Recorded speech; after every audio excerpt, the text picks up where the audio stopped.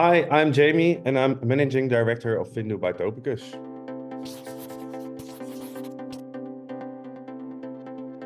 Customer experience is a topic that has been around for years already. And it really started primarily for retail client groups. But I think, honestly, that was more a necessity rather than bringing premium services to clients.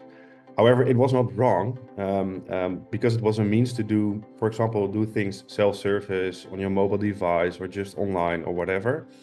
So ultimately, that's progress in customer experience out of a cost containment perspective. But again, I think that's a good progress because in a way, I think that also fostered a more inclusive and more, let's say, complete offering to any kind of client. But it really started at the retail client segment.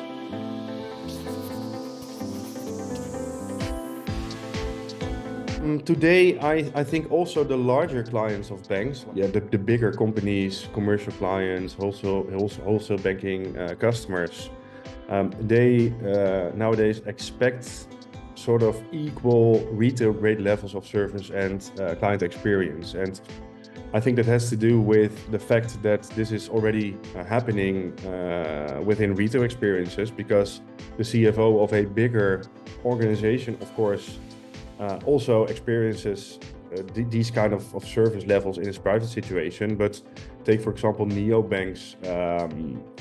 I think they foster customer experience because they show that an excellent customer journey is possible for any kind of client group, you know.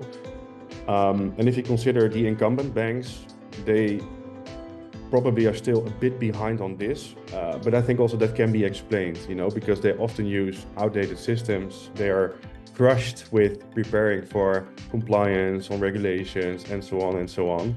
So, for example, go figure, if you ask a banker what his last major investment was in customer experience, or how much budget his bank allocated in, let's say, really making life of a customer better and easier, in recent years, I think the chances are that it was virtually approaching zero. So everything went to compliance and keeping core systems up and running and so on and so on. And I think that now has to change.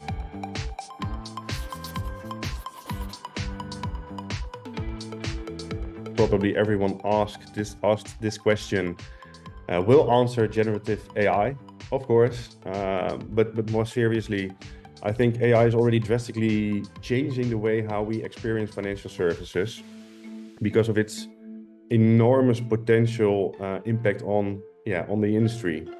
So if you consider the lending business, we are excited about the promise of offering more personalized digital services and tailored financing solutions, for example. And it even goes for the smaller ticket sizes, which is often overseen.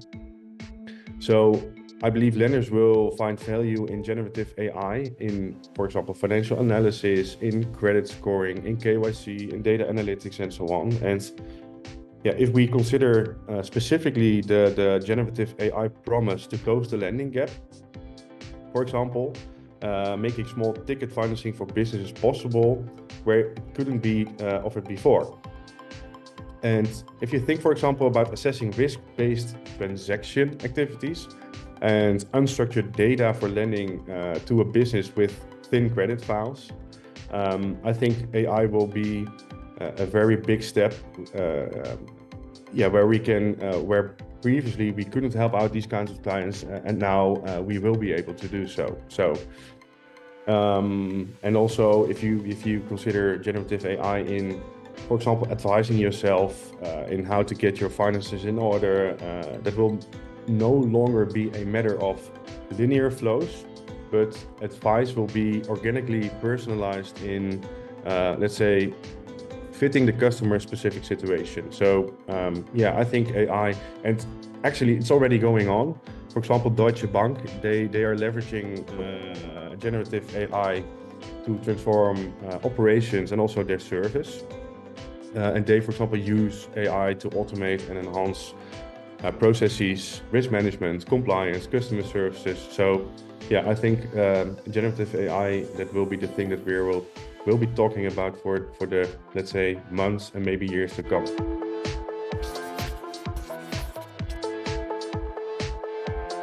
I think hyper personalization in financial services will be the next big thing by means of AI, and of course combined by the heaps of data that banks are currently sitting on.